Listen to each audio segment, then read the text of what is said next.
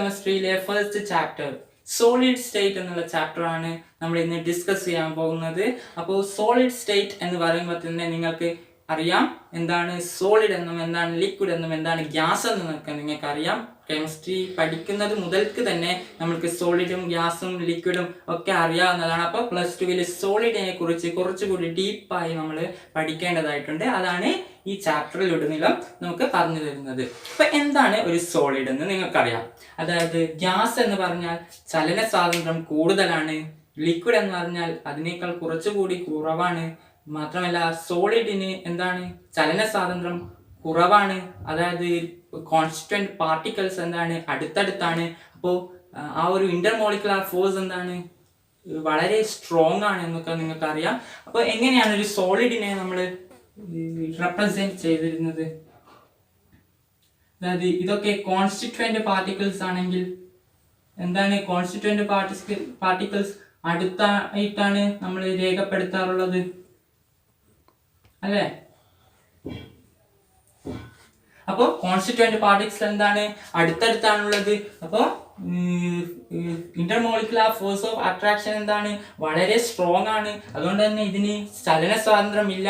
മാത്രമല്ല ഒരു സോളിഡിന് എന്തുണ്ട്, ഒരു ഡെഫിനിറ്റ് വോളിയം ഉണ്ട്, അതിനൊരു ഷേപ്പ് ഉണ്ട്, അതിനൊരു മാസ് ഉണ്ട്.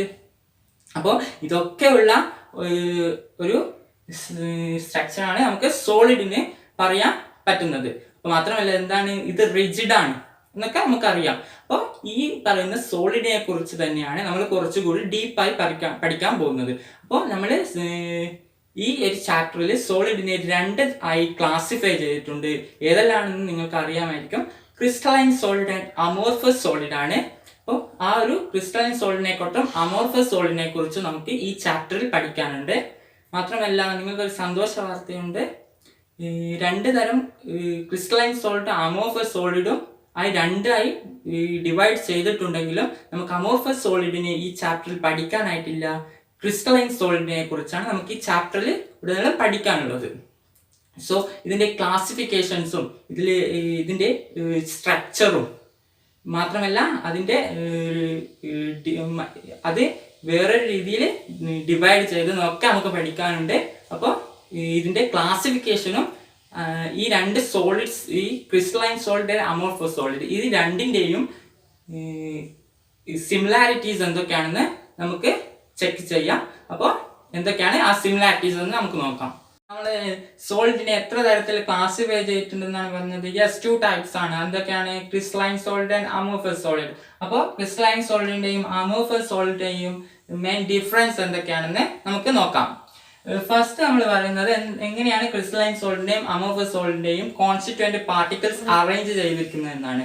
അതായത് ക്രിസ്റ്റലൈൻ സോളിഡിൽ എന്താണ് the constituent particles are arranged in regular orderly manner ആണ്. അതായത് കോൺസ്റ്റിറ്റ്വന്റ് പാർട്ടിക്കിൾസ് ക്രിസ്റ്റലൈൻ സോളിഡിൽ ഒരു റെഗുലർ ഓർഡർലി മാനറിലാണ് അറേഞ്ച് ചെയ്തിരിക്കുന്നത്. ബട്ട് അമോർഫസ് സോളിഡിൽ കോൺസ്റ്റിറ്റ്വന്റ് പാർട്ടിക്കിൾസ് അറേഞ്ച് ചെയ്തിരിക്കുന്നത് ഒരു ഇറഗുലർ മാനറിലാണ്. അതാണ് first point. Second point, crystalline solid sharp melting point കാണിക്കും. അതായത് it possess a sharp melting point എന്നാണ്. അമോർഫസ് സോളിഡ് എന്താണ്? It does not possess sharp melting point ആണ്. ഇത് ഷാർപ്പ് മെൽറ്റിംഗ് പോയിന്റ് പോസസ് ചെയ്യുകയില്ല. Third, crystalline solid very rigid ആണ്, അതായത് highly rigid ആണ്. അതേസമയം അമോർഫസ് സോളിഡ് എന്താണ്? ലെസ് റിജിഡ് ആണ്. അതാണ് third point. Fourth point, crystalline solid anisotropic ആണ്. അതായത് ഇത് ഇമ്പോർട്ടന്റ് ആയിട്ടുള്ള ഒരു പോയിന്റ് ആണ്. ഫോർത്ത് പോയിന്റ് ആണ് നമ്മൾ പറയുന്നത് അനൈസോട്രോപിക്. അതായത് ക്രിസ്റ്റലൈൻ സോളിഡ് അനൈസോട്രോപിക് ആണ്. അതേസമയം അമോർഫസ് സോളിഡ് ഐസോട്രോപിക് ആണ്. അതായത് CA എന്ന് ഓർമ്മിച്ചാൽ മതി. അതായത് crystalline solid, A anisotropic, CA. അതേസമയം ഇവിടെ IAS എന്ന് ഓർമ്മിച്ചാൽ മതി. അതായത് IAS എന്ന് പറയുമ്പോൾ isotropic I, amorphous A, solid S, IAS എന്ന് കോഡ് വെച്ച് പഠിച്ചാൽ മതി. ഇവിടെ CA അതായത് ക്രിസ്റ്റലൈൻ സോളിഡ്, അനീസോട്രോപിക് എന്ന് വെച്ച് പഠിച്ചാൽ മതി. ഇത് വൺ വേർഡിന് വരെ ചോദിക്കുന്ന ഒരു പോയിന്റ് ആണ്. ദെൻ ലാസ്റ്റ് ആയി നമുക്ക് പറയാനുള്ളത് ഫിഫ്ത്ത് പോയിന്റ് എന്തെന്ന് വെച്ചാൽ crystalline solid long range order ആണ്. അതായത് ലോങ് റേഞ്ച് ഓർഡർ ആണ് crystalline solid. But amorphous solid എന്താണ്, ഷോർട്ട് റേഞ്ച് ഓർഡർ ആണ്. ഈ 5 പോയിന്റ്സ് ആണ് നമുക്ക് മെയിൻ ആയി പഠിക്കാനുള്ളത്. ദെൻ ഇതിൽ ഒരു 3-4 പോയിന്റ്സ് വരെ നിങ്ങൾ എക്സാമിന് വേണ്ടി പ്രിപ്പയർ ചെയ്ത് പോവുക. സോ ഐസോട്രോപിക്കും അനൈസോട്രോപിക്കും ഒന്നും മറന്നു പോകാതെ തന്നെ ഈ പരീക്ഷയ്ക്ക് വേണ്ടി പ്രിപ്പയർ ചെയ്യുക. അപ്പോൾ ഈ 5 പോയിന്റ്സ് ആണ് നമുക്ക് ഡിഫറൻസ് ആയിട്ട് നമുക്ക് പറയാനുള്ളത്. അടുത്തത് അമോർഫസ് സോളിഡിനെ കുറിച്ച് ഇത്രയേ പഠിക്കാനുള്ളൂ. ഇനി നമ്മൾ ക്രിസ്റ്റലൈൻ സോളിഡിനെ കുറിച്ചാണ് പറയാൻ പോകുന്നത്. ആ ക്രിസ്റ്റലൈൻ സോളിഡിന്റെ ക്ലാസിഫിക്കേഷൻസും കാര്യങ്ങളൊക്കെ നമുക്ക് പറയേണ്ടതായിട്ടുണ്ട്. അപ്പോൾ ക്രിസ്റ്റലൈൻ സോളിഡിനെ കുറിച്ച് കൂടുതൽ അറിയാൻ വേണ്ടി നമുക്ക് അടുത്ത ടോപ്പിക്സിലേക്ക് പോകാം. ഞാൻ പറഞ്ഞു ക്രിസ്റ്റലൈൻ സോളിഡിനെ കുറിച്ചാണ് ഇനി നമുക്ക് അങ്ങോട്ട് പഠിക്കാനുള്ളത്. അമോർഫസ് സോളിഡിനെ കുറിച്ച് അത്ര മാത്രമേ നമുക്ക് പഠിക്കാനുള്ളൂ. അപ്പോൾ ക്രിസ്റ്റലൈൻ സോൾട്ടിന്റെ ക്ലാസിഫിക്കേഷൻസ് ആണ് നമ്മൾ നോക്കാൻ പോകുന്നത്. അപ്പോൾ ക്രിസ്റ്റലൈൻ സോൾട്ടിനെ നമ്മൾ 4 ആയി ക്ലാസിഫൈ ചെയ്തിട്ടുണ്ട്. അത് ഏതൊക്കെയാണെന്ന് നമുക്ക് നോക്കാം. അപ്പോൾ ക്രിസ്റ്റലൈൻ സോൾട്ടിനെ നമ്മൾ ക്ലാസിഫൈ ചെയ്തിരിക്കുന്നത് അയോണിക് സോളിഡ്,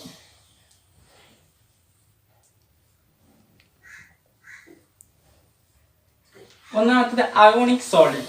ദെൻ സെക്കൻഡ് രണ്ടാമത്തത് കോവാലന്റ് സോളിഡ്.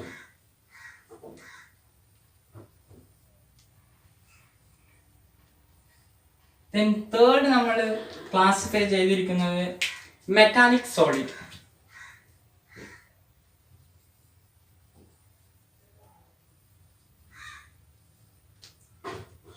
ദെൻ ഫോർത്ത് നമ്മൾ ക്ലാസിഫൈ ചെയ്തിരിക്കുന്നത് മോളിക്കുലാർ സോളിഡ്.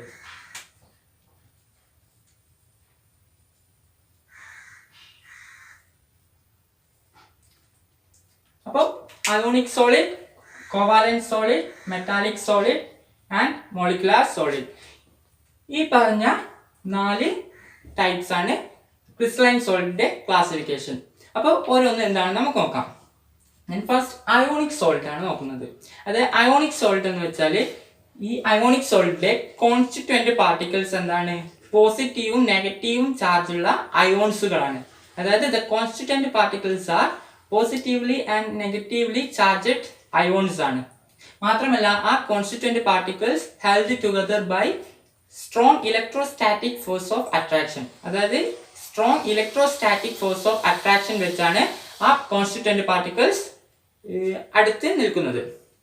അപ്പോൾ അയോണിക് സോളിഡിന് എക്സാമ്പിൾ പറഞ്ഞു, അയോണിക് സോളിഡിനെ കുറിച്ച് പറഞ്ഞു. Then covalent solid. കോവാലന്റ് സോളിഡിനെ കുറിച്ച് പറയുകയാണെങ്കിൽ കോവാലന്റ് സോളിഡിലെ കോൺസ്റ്റിറ്റ്വന്റ് പാർട്ടിക്കിൾസ് എന്ന് പറയുന്നത് ആറ്റംസ് ആണ്. അപ്പോൾ മാത്രമല്ല ഈ constituent particles are held together by എന്താണ്, കോവാലന്റ് ബോണ്ട്. അതായത് കോവാലന്റ് ബോണ്ട് വെച്ചിട്ടാണ് ഇതിന്റെ കോൺസ്റ്റിറ്റ്വന്റ് പാർട്ടിക്കിൾസ് അടുത്ത് നിൽക്കുന്നത്. അതായത് കോൺസ്റ്റിറ്റ്വന്റ് പാർട്ടിക്കിൾസ് അട്രാക്ട് ചെയ്ത് നിൽക്കുന്ന എന്ത് കൊണ്ടാണ്, കോവാലന്റ് ബോണ്ട് കൊണ്ടാണ്. അപ്പോൾ ഇതിലെ കോൺസ്റ്റിറ്റ്വന്റ് പാർട്ടിക്കിൾസ് ആറ്റംസുമാണ്. ഓക്കെ, കോവാലന്റ് സോളിഡിനെ കുറിച്ച് പറഞ്ഞു. ദെൻ അടുത്ത നമുക്ക് പറയാനുള്ളത് മെറ്റാലിക് സോളിഡ്. മെറ്റാലിക് സോളിഡിലെ കോൺസ്റ്റിറ്റ്വന്റ് പാർട്ടിക്കിൾസ് എന്തായിരിക്കും, സ്മോൾ മെറ്റൽസ് ആയിരിക്കും. മാത്രമല്ല ഈ മെറ്റാലിക് സോളിഡിലെ constituent particles are held together by എന്താണ്, മെറ്റാലിക് ബോണ്ട്. അതായത് മെറ്റാലിക് ബോണ്ട് വെച്ചാണ് ഇതിലെ കോൺസ്റ്റിറ്റ്വന്റ് പാർട്ടിക്കിൾസ് അട്രാക്ട് ചെയ്ത് നിൽക്കുന്നത്. മാത്രമല്ല കോൺസ്റ്റിറ്റ്വന്റ് പാർട്ടിക്കിൾസ് സ്മോൾ മെറ്റൽസ് ആണ്. അടുത്ത നമുക്ക് പറയാനുള്ളത് ഫോർത്ത് ക്ലാസ് ആണ്. അതായത് മോളിക്കുലാർ സോളിഡ്. മോളിക്കുലാർ സോളിഡിനെ തന്നെ നമ്മൾ 3 ആയി ക്ലാസിഫൈ ചെയ്തിട്ടുണ്ട്. അപ്പൊ എന്തിനാണ് മോളിക്കുലാർ സോളിഡ് നമ്മൾ 3 ആയി ക്ലാസിഫൈ ചെയ്തിട്ടുണ്ട്, അത് ഏതൊക്കെയാണെന്ന് നമുക്ക് നോക്കാം. First non polar.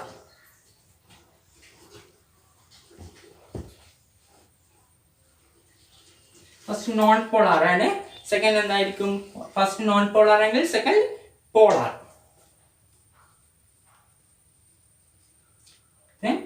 തേർഡ് അതായത് non polar, polar, hydrogen bond.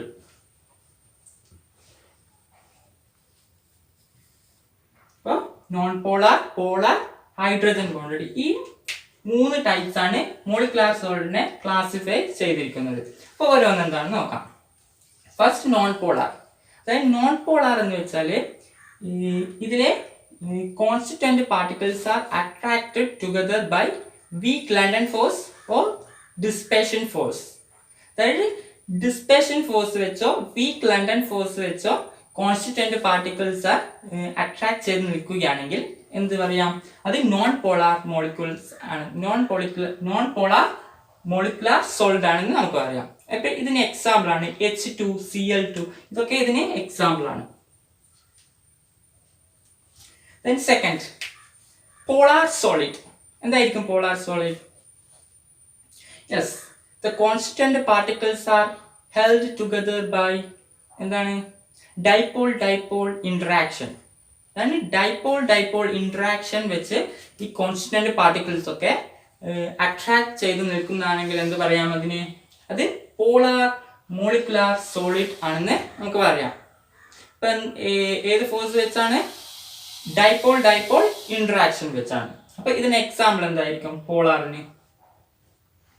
Yes, SiO2 NH3 ഇതൊക്കെ ഇതിന് എക്സാമ്പിൾ ആണ്. SiO2 NH3 ഇതൊക്കെ എന്താണ്, പോളാർ മോളിക്കുലാർ സോൾട്ടിന് എക്സാമ്പിൾ ആണ്. ദെൻ അടുത്ത നമ്മൾ പറയാൻ പോകുന്നത് ഹൈഡ്രജൻ ബോണ്ടഡ് മോളിക്കുലാർ സോൾട്ടിനെ കുറിച്ചാണ്. അപ്പൊ ഹൈഡ്രജൻ ബോണ്ടഡ് മോളിക്കുലാർ സോളിഡ് എന്ന് പറയുമ്പോൾ തന്നെ നമുക്കറിയാം എന്തായിരിക്കും. യെസ്, ഹൈഡ്രജൻ ബോണ്ട് വെച്ച് കോൺസ്റ്റിറ്റ്വന്റ് പാർട്ടിക്കിൾസ് ഒക്കെ അടുത്തടുത്ത് നിൽക്കുന്നതിനായിരിക്കും നമ്മൾ എന്ത് പറയുക, ഹൈഡ്രജൻ ബോണ്ടഡ് മോളിക്കുലാർ സോളിഡ് എന്ന് പറയുന്നത്. അത് തന്നെയാണ്, അതായത് ഇംഗ്ലീഷിലേക്ക് പറയുകയാണെങ്കിൽ എന്താണ്, the constituent particles are attracted together by എന്താണ്, ഹൈഡ്രജൻ ബോണ്ട്. അതായത് ഹൈഡ്രജൻ ബോണ്ട് വെച്ച് കോൺസ്റ്റിറ്റ്വന്റ് പാർട്ടിക്കിൾസ് ഒക്കെ അടുത്തടുത്ത് നിൽക്കുകയാണെങ്കിൽ എന്ത് പറയാം, അത് ഹൈഡ്രജൻ ബോണ്ടഡ് മോളിക്കുലാർ സോളിഡ് ആണെന്ന് നമുക്ക് പറയാം. ഇതിന് എക്സാമ്പിൾ ആയിട്ട് എന്ത് എടുക്കാം, H2, അതായത് ഐസ് ഒക്കെ ഇതിനെ എടുക്കാം. H2O, ഐസ്, ഇതൊക്കെ ഹൈഡ്രജൻ ബോണ്ടിന് എക്സാമ്പിൾ ആണ്. അപ്പോൾ ഇനി നമുക്ക് അടുത്തായി പഠിക്കാനുള്ളത് crystal lattice and unit cell. ഈ രണ്ട് ടേംസ് എന്താണെന്ന് നമുക്ക് നോക്കാം. അതിനുശേഷമേ അടുത്ത ടോപ്പിക്സിലേക്ക് നമുക്ക് പോകാൻ കഴിയുള്ളൂ. അപ്പോൾ എന്താണ് ക്രിസ്റ്റൽ ലാറ്റിസ് എന്ന് നോക്കാം. അതായത് ക്രിസ്റ്റൽ ലാറ്റിസ് എന്താണെന്ന് ചോദിച്ചാൽ സിമ്പിളായി നമുക്ക് പറയാം, എന്താണ്, it is the diagrammatic representation of a 3D arrangement of constituent particles in a crystal. എന്താണ്, അതായത് ഒരു ക്രിസ്റ്റലിലുള്ള കോൺസ്റ്റിറ്റ്വന്റ് പാർട്ടിക്കിൾസിന്റെ അറേഞ്ച്മെന്റ് 3Dയിൽ റെപ്രസെന്റ് ചെയ്യുന്നതിനെയാണ് എന്ത് പറയുന്നത്, ക്രിസ്റ്റൽ ലാറ്റിസ് എന്ന് പറയുന്നത്. ഇതാണ് ഒരു ക്രിസ്റ്റലിലെ കോൺസ്റ്റിറ്റ്വന്റ് പാർട്ടിക്കിൾസിനെ എന്താണ്, ആ ഒരു കോൺസ്റ്റിറ്റ്വന്റ് പാർട്ടിക്കിൾസിന്റെ അറേഞ്ച്മെന്റ് ഏത് ഇതിലാണ് റെപ്രസെന്റ് ചെയ്യുന്നത്, 3Dയിൽ റെപ്രസെന്റ് ചെയ്യുന്നതാണ് നമ്മൾ ക്രിസ്റ്റൽ ലാറ്റിസ് എന്ന് പറയുന്നത്. അപ്പോൾ അടുത്തത് യൂണിറ്റ് സെൽ എന്താണെന്ന് നോക്കാം. അതായത് യൂണിറ്റ് സെൽ എന്ന് വെച്ചാൽ ഒരു ക്രിസ്റ്റൽ ലാറ്റിസിന്റെ സിംപ്ലസ്റ്റ് പോർഷൻ ആണ് എന്ത്, യൂണിറ്റ് സെൽ. അതായത് അപ്പൊ നമുക്ക് എന്ത് പറയാം, ഈ ഇത്തരത്തിലുള്ള ഒരുപാട് യൂണിറ്റ് സെല്ലുകൾ കൂടി ചേർന്നിട്ടാണ് എന്തുണ്ടാകുന്നത്, ക്രിസ്റ്റൽ ലാറ്റിസ് ഉണ്ടാകുന്നത്. അതായത് നമുക്കറിയാം ഒരുപാട് കോശങ്ങൾ കൂടി ചേർന്നാണ് നമ്മൾ എല്ലാവരും ഉണ്ടായിരിക്കുന്നതെന്ന് അറിയാം. അപ്പൊ സെൽ എന്ന് പറയുന്നത് എന്താണ്, യെസ്, അതായത് ഒരു സിംപ്ലസ്റ്റ് യൂണിറ്റ് ആണ്. അതായത് കുറെ സെല്ലുകൾ കൂടി ചേർന്നാണ് നമ്മളെ സ്കിന്നൊക്കെ ഉണ്ടായിരുന്നത്. അപ്പോൾ ആ ഒരു യൂണിറ്റ്, ഒരു സിംപ്ലസ്റ്റ് യൂണിറ്റ് എന്ന് പറയില്ലേ, അപ്പൊ അതുപോലെയുള്ള ഒരു ചെറിയൊരു യൂണിറ്റ് ആണ് എന്ത്, യൂണിറ്റ് സെൽ. അത്തരത്തിലുള്ള കുറെ യൂണിറ്റ് സെല്ലുകൾ കൂടി ചേർന്നാണ് ക്രിസ്റ്റൽ ലാറ്റിസ് ഉണ്ടാകുന്നത്. അപ്പോൾ ഇത് രണ്ട് ടേംസും മനസ്സിലായെന്ന് കരുതുന്നു. അപ്പോൾ നമ്മൾ യൂണിറ്റ് സെല്ലിനെ ഇനിയും ഡിവൈഡ് ചെയ്യേണ്ടതായിട്ടുണ്ട്, രണ്ട് തരത്തിൽ ഡിവൈഡ് ചെയ്യേണ്ടതായിട്ടുണ്ട്. അപ്പോൾ ആ ക്ലാസിഫിക്കേഷന് എന്താണെന്ന് നമുക്ക് നോക്കാം. ക്രിസ്റ്റൽ ലാറ്റിസിനെ കുറിച്ചും യൂണിറ്റ് സെല്ലിനെ കുറിച്ചും പഠിച്ചു. അപ്പോൾ ആ യൂണിറ്റ് സെല്ലിനെ നമ്മൾ രണ്ടായി ഡിവൈഡ് ചെയ്യുമെന്ന് പഠിച്ചു. അപ്പോൾ ആ യൂണിറ്റ് സെല്ലിനെ രണ്ടായി ഡിവൈഡ് ചെയ്തതാണിത്. അതായത് primitive unit cell and centred unit cell. ഇങ്ങനെ രണ്ട് തരത്തിലാണ് ഇതിനെ ഡിവൈഡ് ചെയ്തിരിക്കുന്നത്. ഓക്കെ, ദെൻ സെന്റേർഡ് യൂണിറ്റ് സെല്ലിനെ തന്നെ നമ്മൾ എന്താക്കിയിട്ടുണ്ട്, body centred cubic unit cell അതായത് BCC, face centred cubic unit cell FCC, end centred cubic unit cell ECC എന്നിങ്ങനെ നമ്മൾ സബ് ഡിവൈഡ് ചെയ്തിട്ടുണ്ട്. അപ്പോൾ ഓരോന്നും എന്താണെന്ന് നോക്കാം. ആദ്യം primitive unit cell. Primitive unit cell എന്ന് വെച്ചാൽ അതായത് കോൺസ്റ്റിറ്റ്വന്റ് പാർട്ടിക്കിൾസ് ഒക്കുപൈ ചെയ്യുന്നത് അതായത് കോർണേഴ്സിൽ മാത്രമാണ്. അപ്പോൾ എങ്ങനെയാണെന്ന് നോക്കാം.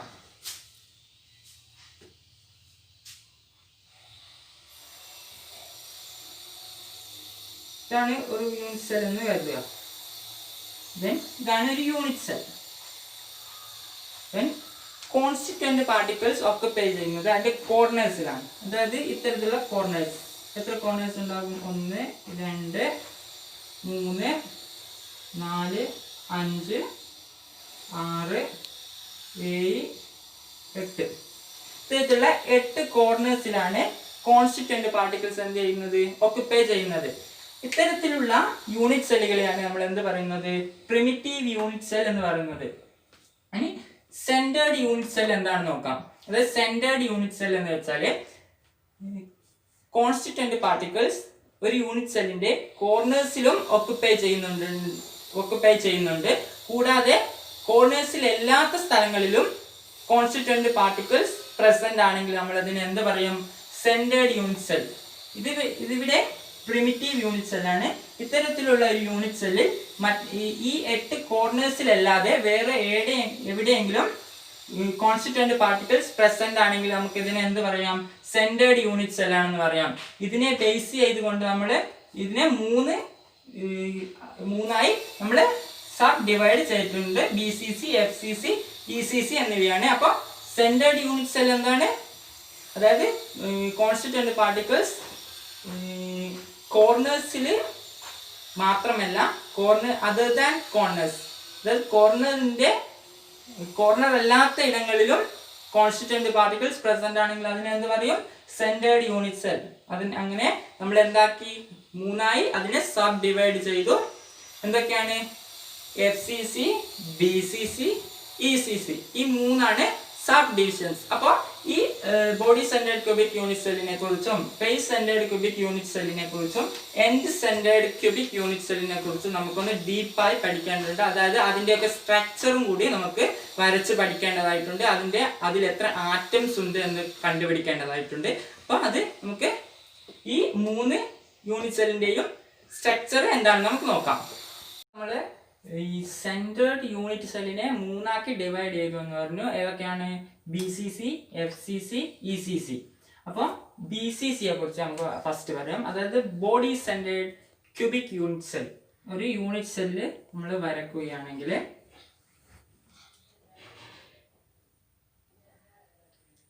എവിടെയൊക്കെ ഉണ്ടാകും? കോൺസ്റ്റിറ്റ്വന്റ് പാർട്ടിക്കിൾസ് 8 കോർണേഴ്സിലും ഉണ്ടാകും. 1 2 3 4 5 6 7 8 കോർണേഴ്സിലും ഉണ്ടാകും.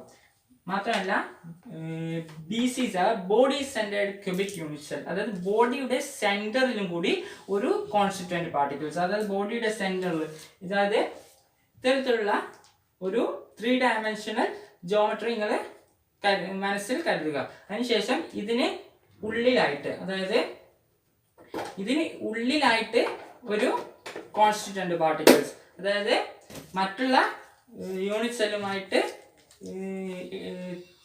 ടച്ച് ചെയ്യാതെ തന്നെ ഇതിന് നടുവിലായിട്ട് ഒരു കോൺസ്റ്റിറ്റ്വന്റ് പാർട്ടിക്കിൾസ്, അതായത് ബോഡിയുടെ സെന്ററിൽ ഒരു കോൺസ്റ്റിറ്റ്വന്റ് പാർട്ടിക്കിൾസ്, അതാണ് body centred cubic unit cell. അതായത് ഒരു യൂണിറ്റ് സെല്ലിന്റെ നടുവിലായിട്ടും കൂടി ഈ 8 കോർണേഴ്സിലുള്ള കോൺസ്റ്റിറ്റ്വന്റ് പാർട്ടിക്കിൾസ് കൂടാതെ നടുവിലായിട്ട് ഒരു കോൺസ്റ്റിറ്റ്വന്റ് പാർട്ടിക്കിൾസ്. അപ്പോൾ ഇതിന് എത്ര ആറ്റംസ് ഉണ്ടാകുമെന്ന് നോക്കാം. ആറ്റംസ് ഇതാണ് നോക്കാം. അതായത് 8 കോൺസ്റ്റന്റ് പാർട്ടിക്കിൾസ് ഓരോ കോർണറിലായിട്ടുണ്ട്. അപ്പോൾ ഈ 8 കോൺസ്റ്റന്റ് പാർട്ടിക്കിൾസിലും ഓരോ കോൺസ്റ്റന്റ് പാർട്ടിക്കിൾസും എത്ര യൂണിറ്റ്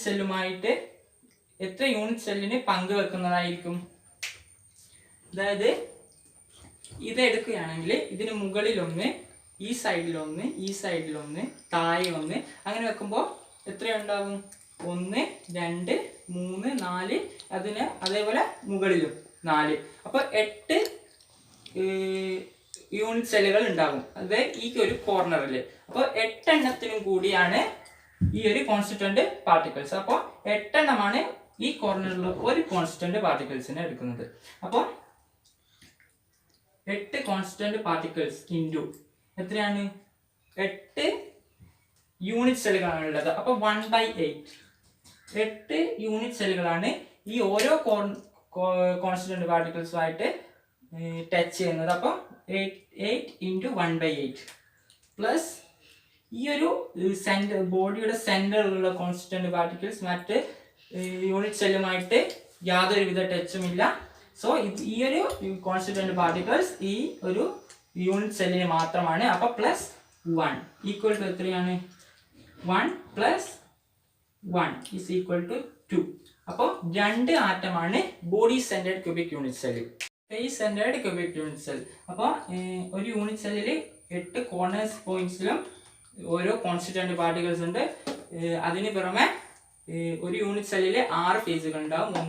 1 2 3 4 5 6. അപ്പോൾ ഈ ഒരു എല്ലാ ഫേസുകളിലും ഓരോ കോൺസ്റ്റിറ്റ്വന്റ് പാർട്ടിക്കിൾസ് കൂടി. അതായത് ഇതിന് മുകളിൽ ഇതുപോലെയുള്ള വേറൊരു യൂണിറ്റ് സെല്ല് വന്നാൽ എന്ത് ചെയ്യും? ഈ ഒരു കോൺസ്റ്റിറ്റ്വന്റ് പാർട്ടിക്കിൾസ് ഇതും ഇതിനോടും ഇതിന് മുകളിലുള്ള യൂണിറ്റ് സെല്ലും ഷെയർ ചെയ്യുന്നതാണ്. അപ്പോൾ ഇത് 2 എണ്ണമാണ് ഒരു കോൺസ്റ്റിറ്റ്വന്റ് പാർട്ടിക്കിൾസിനെ ഷെയർ ചെയ്യുന്നത്. അപ്പം അതേപോലെ ഓരോ ഫേസിലും 6 കോൺസ്റ്റിറ്റ്വന്റ് പാർട്ടിക്കിൾസ് വെക്കുമ്പോൾ ഇങ്ങനെ നമുക്ക് വരക്കാം. ദെൻ ഇതിലുള്ള ആറ്റംസ് എത്രയാണെന്ന് നോക്കാം. ആറ്റംസ് ഈക്വൽ ടു എത്രയാണ്? 8 കോൺസ്റ്റിറ്റ്വന്റ് പാർട്ടിക്കിൾസിനെ എത്രയാണ്? ഓരോന്നിനെയും 8 യൂണിറ്റ് സെല്ലുകൾ ഷെയർ ചെയ്യുന്നുണ്ട്. അപ്പോൾ 8 ഇൻറ്റു 1/8 പ്ലസ് ഓരോ ഫേസിലും ഓരോ യൂണിറ്റ് കോൺസ്റ്റിറ്റ്വന്റ് പാർട്ടിക്കിൾസ് ഉണ്ട്. ഓരോന്നിനെയും മറ്റൊരു യൂണിറ്റ് സെല്ലിൽ ഷെയർ ചെയ്യുന്നുണ്ട്. അപ്പോൾ എത്രയുണ്ടാകും? ടോട്ടൽ 6 കോൺസ്റ്റിറ്റ്വന്റ് പാർട്ടിക്കിൾസ് ആണ് ഫേസുകളിലായിട്ടുള്ളത്. അപ്പോൾ 6 ഇൻറ്റു ഒന്നിനെ എത്ര യൂണിറ്റ് സെല്ലുകളാണ് ഷെയർ ചെയ്യുന്നത്? അതായത് 2 യൂണിറ്റ് സെല്ലുകളാണ് ഒന്നിനെ ഷെയർ ചെയ്യുന്നത്. അപ്പോൾ 1/2. അപ്പോൾ എത്ര കിട്ടും? 8 ഇൻറ്റു 1/8 1 പ്ലസ് 6 ഇൻറ്റു 1/2 എത്രയാണ്? 3. Then equal to 4. അതായത് 4 ആറ്റംസ് ആണ് ഫേസ് സെന്റേർഡ് ക്യൂബിക് യൂണിറ്റ് സെല്ലിൽ ഉള്ളത്. BCCയെ കുറിച്ചും FCCയെ കുറിച്ചും പറഞ്ഞു. ഇനി എൻഡ് സെന്റേർഡ് ക്യൂബിക് യൂണിറ്റ് സെല്ലിനെ കുറിച്ചാണ്. അതായത് ഒരു യൂണിറ്റ് സെല്ല് നമുക്ക് വരക്കാം. അപ്പോൾ 8 കോർണർ പോയിന്റ്സിലും ഓരോ കോൺസ്റ്റിറ്റ്വന്റ് പാർട്ടിക്കിൾസ് ഉണ്ടാകും. മാത്രമല്ല എൻഡ് സെന്റേർഡ്, അതായത് എൻഡുകളിൽ, അതായത് ഇതാണ് യൂണിറ്റ് സെൽ എങ്കിൽ ഇതിന് മുകളിലും ഇതിന് താഴെയും ഇതിന് സൈഡുകളിലായിട്ടും ഓരോ യൂണിറ്റ് സെല്ലുകൾ ഇതേപോലെ അടുക്കി അടുക്കി വെച്ചിരിക്കും. അപ്പോൾ ഇതിന്റെ എൻഡുകൾ, അതായത് ഇവിടെയും ഓരോ കോൺസ്റ്റിറ്റ്വന്റ് പാർട്ടിക്കിൾസ് അത് എവിടെയൊക്കെ ആയിരിക്കും? ഒന്ന് ഇതിന് മുകളിലായിട്ടും മറ്റൊന്ന് ഇതിന് താഴെയായിട്ടും നമ്മൾ എഴുതണം. ഇതാണ് ഒരു എൻഡ് സെന്റേർഡ് ക്യൂബിക് യൂണിറ്റ് സെല്ലിന്റെ സ്ട്രക്ചർ. അതായത് ഈ എൻഡുകളിലായിട്ട് ഓരോ കോൺസ്റ്റിറ്റ്വന്റ് പാർട്ടിക്കിൾസ്. അപ്പോൾ എത്ര ആറ്റങ്ങൾ ഉണ്ടാകും? 8 കോർണേഴ്സ് പോയിന്റ്സിലെയും ആറ്റങ്ങൾ, അതായത് കോൺസ്റ്റിറ്റ്വന്റ് പാർട്ടിക്കിൾസ് 8 യൂണിറ്റ് സെല്ലുകളുമായിട്ട് ഷെയർ ചെയ്യുന്നുണ്ട്. അപ്പോൾ അത് 8 ഇൻറ്റു 1/8 എത്രയാണ്? 1 ആണ്. അപ്പോൾ ഈ 8 കോൺസ്റ്റിറ്റ്വന്റ് പാർട്ടിക്കിൾസും കൂടിയാൽ ഈ യൂണിറ്റ് സെല്ലിന് എത്ര? ഒരു ആറ്റമേ കിട്ടുകയുള്ളൂ. കാരണം ഒരു കോൺസ്റ്റിറ്റ്വന്റ് പാർട്ടിക്കിൾസ് തന്നെ ഇതിന് മുകളിലും സൈഡിലും ഒക്കെ ആയിട്ട് എന്ത് ചെയ്യുന്നുണ്ട്? ഈ ഒരു കോൺസ്റ്റിറ്റ്വന്റ് പാർട്ടിക്കിൾസിനെ തന്നെ ഷെയർ ചെയ്യുന്നുണ്ട്. അതുകൊണ്ട് തന്നെ ഈ 8 കോർണർ പോയിന്റിലെയും കോൺസ്റ്റിറ്റ്വന്റ് പാർട്ടിക്കിൾസ് കൂടി എത്രയേ കിട്ടുകയുള്ളൂ? ഒരു ആറ്റമേ കിട്ടുകയുള്ളൂ. കൂടാത്തതിന് ഈ ഒരു എൻഡിലുള്ള ഒരു കോൺസ്റ്റിറ്റ്വന്റ് പാർട്ടിക്കിൾ രണ്ടെണ്ണമായി ഷെയർ ചെയ്യുന്നത് കൊണ്ട് തന്നെ എന്ത് ചെയ്യും? ഇവിടെ ഒരു ഹാഫ് ആണ് കിട്ടും. ഇവിടെ താഴെയുള്ള കോൺസ്റ്റിറ്റ്വന്റ് പാർട്ടിക്കിളും ഹാഫ് കിട്ടും. അപ്പോൾ ഹാഫും 1 ആൻഡ് 8 കോർണർ പോയിന്റുകളിലെ 1 പ്ലസ് 1 2. അപ്പോൾ ആറ്റംസ് എത്രയായിരിക്കും? 1/8 into 8 sorry 1/8 into 8 plus 2 constant particles into ഓരോന്നിനെയും 2 യൂണിറ്റ് സെല്ല് ഷെയർ ചെയ്യുന്നുണ്ട് ഇൻറ്റു 1/2 എത്ര കിട്ടും? 1 + 2 × 1/2 എത്ര? 1. 1 + 1 = 2. അപ്പോൾ ഇതിൽ 2 ആറ്റങ്ങൾ ഉണ്ട് എന്ന് തിരിഞ്ഞു. ഇതിന്റെ സ്ട്രക്ചർ ഇങ്ങനെയാണെന്ന് നമുക്ക് മനസ്സിലാക്കി. അപ്പോൾ ഇതിന്റെ സ്ട്രക്ചറുകളും ആറ്റം എത്രയാണെന്നുള്ളത് എക്സാമിന് ഒരു ഇമ്പോർട്ടൻറ്റ് ക്വസ്റ്റ്യൻ ആണ്. അപ്പോൾ ഇത് മൂന്നും നിങ്ങൾ മറക്കാതെ പഠിച്ചു വെക്കുക. ഇനി നമുക്ക് പ്രിമിറ്റീവ് യൂണിറ്റ് സെല്ലിന്റെ ആറ്റം കൂടിയാണ് പറയാനുള്ളത്. അപ്പോൾ ഇതൊരു പ്രിമിറ്റീവ് യൂണിറ്റ് സെല്ലാണെന്ന് കരുതുക. അപ്പോൾ 8 കോർണേഴ്സിലാണ് പ്രിമിറ്റീവ് യൂണിറ്റ് സെല്ലിന്റെ കോൺസ്റ്റിറ്റ്യൂന്റ് പാർട്ടിക്കിൾ ഓക്യുപ്പൈ ചെയ്യുന്നതെന്ന് ഞാൻ മുമ്പേ പറഞ്ഞിരുന്നു. അപ്പോൾ പ്രിമിറ്റീവ് യൂണിറ്റ് സെല്ലിന്റെ സ്ട്രക്ചർ ഇങ്ങനെയാണ് വരുന്നത്. 8 കോർണർ പോയിന്റിൽ 8 കോൺസ്റ്റിറ്റ്യൂന്റ് പാർട്ടിക്കിൾസ് ആണുള്ളത്. ഓരോ കോർണറിലെയും കോൺസ്റ്റിറ്റ്യൂന്റ് പാർട്ടിക്കിൾ 8 യൂണിറ്റ് സെല്ലുമായിട്ട് ഷെയർ ചെയ്യുന്നുണ്ട്. അപ്പോൾ ഈ 8 കോർണർ പോയിന്റിലെ കോൺസ്റ്റിറ്റ്യൂന്റ് പാർട്ടിക്കിൾ കൂടിയാൽ ഒരു യൂണിറ്റ് സെല്ലിന് ഒരു ആറ്റം മാത്രമാണ് കിട്ടുന്നുള്ളൂ. അപ്പോൾ എത്രയായിരിക്കും ഇതിലെ ആറ്റം? അതായത് ടോട്ടൽ 8 കോൺസ്റ്റിറ്റ്യൂന്റ് പാർട്ടിക്കിൾസ് ആണുള്ളത്. അപ്പോൾ 8 ഇൻറ്റു ഒരു കോൺസ്റ്റിറ്റ്യൂന്റ് പാർട്ടിക്കിൾ എത്ര യൂണിറ്റ് സെല്ലുമായാണ് ഷെയർ ചെയ്യുന്നത്? 8 ആണ്. അപ്പം 1/8 ഇൻറ്റു 1/8 ചെയ്യണം. ദെൻ 8 × 1/8 എത്രയാണ്? 8/8 1 ആണ്. അപ്പോൾ ഒരു ആറ്റമാണ് ഈ പ്രിമിറ്റീവ് യൂണിറ്റ് സെല്ലുള്ളത് എന്ന് കൂടി മനസ്സിലാക്കുക. അപ്പോൾ ഇത്രയാണ് ഇന്നത്തെ ഈ ഒരു ക്ലാസ്സിൽ ഞാൻ പറഞ്ഞിരിക്കുന്നത്. അപ്പോൾ ഇനി ഇലക്ട്രിക് പ്രോപ്പർട്ടീസും ഓഫ് സോളിഡും പിന്നെ മാഗ്നറ്റിക് പ്രോപ്പർട്ടീസ് ഓഫ് സോളിഡും പിന്നെ ക്ലോസ് പാക്കിങ്ങും വോയിഡും ഒക്കെ അതുപോലെ കുറച്ച് ടോപ്പിക്സും കൂടി സിമ്പിൾ ആയിട്ടുള്ള കുറച്ച് ടോപ്പിക്സും കൂടി ബാക്കിയുണ്ട്. അപ്പോൾ ഇന്ന് ഇത്ര മാത്രമാണ് ഞാൻ ക്ലാസ് എടുത്തിരിക്കുന്നത്. അപ്പോൾ ഈ ഒരു വീഡിയോ നിങ്ങൾക്ക് എല്ലാവർക്കും മനസ്സിലായി എന്ന് കരുതുന്നു.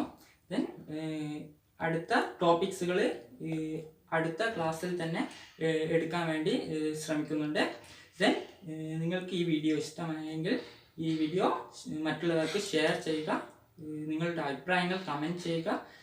സബ്സ്ക്രൈബ് ചെയ്യാത്തവർ സബ്സ്ക്രൈബ് ചെയ്യുക. എൻ്റെ വീഡിയോയുടെ നോട്ടിഫിക്കേഷൻ അപ്പോൾ തന്നെ നിങ്ങൾക്ക് ലഭിക്കാൻ വേണ്ടി തൊട്ടടുത്തുള്ള ബെൽ ഐക്കൺ ക്ലിക്ക് ചെയ്യുക.